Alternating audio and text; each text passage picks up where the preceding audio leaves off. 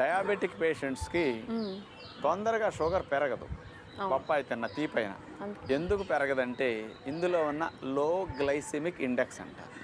పండ్లల్లో షుగర్ పెంచని పండ్లల్లో మొట్టమొదటి రకం జామకాయ, రెండవది బొప్పాయి అని సైంటిస్టులు ఇవ్వడం జరిగింది.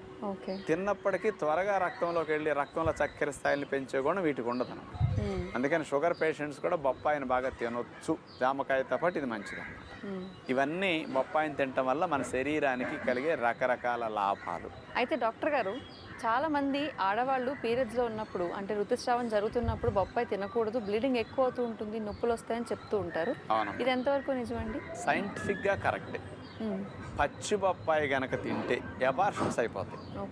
ఎలుకలకి పచ్చి బొప్పాయి ఎక్స్ట్రాక్ట్ చేసి పెట్టారు. అందులో ఉండే మెయిన్ ఎక్స్ట్రాక్ట్ ఆ ఎలుకలకి రక్తస్రావం అయిపోయింది. అందుకే గర్భం నిలవదు పచ్చి బొప్పాయి తింటే.